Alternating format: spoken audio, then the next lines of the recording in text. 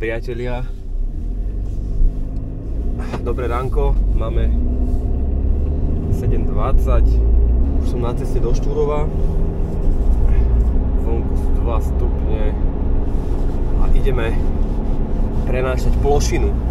Tá je tam už nejaký mesiac, odtedy, ak sme robili halu k plošine, potom spravím samostatné video. Rozoberali sme jednu halu 60x12 metrov, 2 ľudia, jedna plošina a jedno auto nákladné z rukou, ktoré to potom nakladalo vlastne na taký lesovoz a klaničiar. A 6 dní to trvalo, 6 dní. To bola prvá hala a potom sme robili ešte jednu halu, tá nám pomáhal taký veľký bager 20 tónový a to sme robili 4 dní. A odtedy tam vlastne tá plošina ostala a už mi chýba doma, už ju chcem mať doma, takže ideme pre ňu. Chcel som ísť minulý týždeň, ale pršalo hrozne a je tak mokro, aj stále mokro, aj sa bojím, že ako to budeme vykladať, lebo tu musí na taký akože trávnatý pozemok, tak dúfam, že tamto auto vyjde. A keď nie, tak mám bager, potiahneme. Takže uvidíme, ako dneska dopadne, snáď v pohode.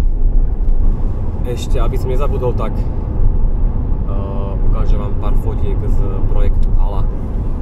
To sú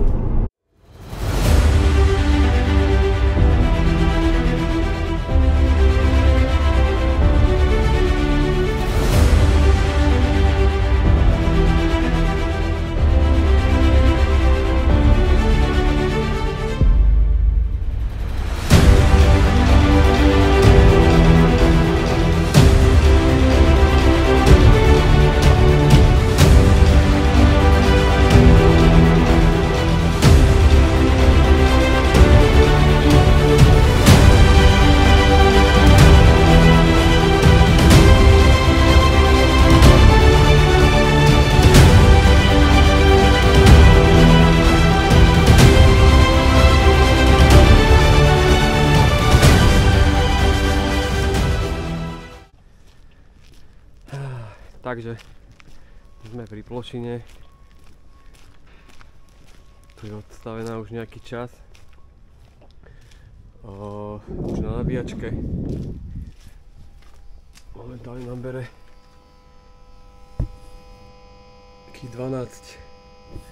12 ampérov.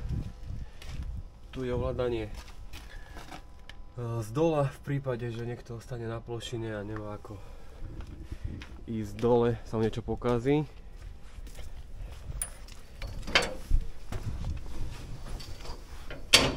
Tu máme ovládanie z hora.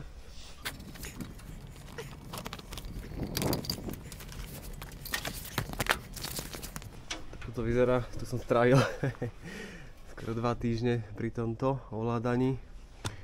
Pohon, pohyby všetky. A za každý, keď nejaký gombík držíte, tak vám to hýbe či doprava, doľava. Tu je zdvih koša, zdvih hlavného ramena. Toto je výsuv, to je otáčanie koša a tak ďalej. Všetko vysvetlené.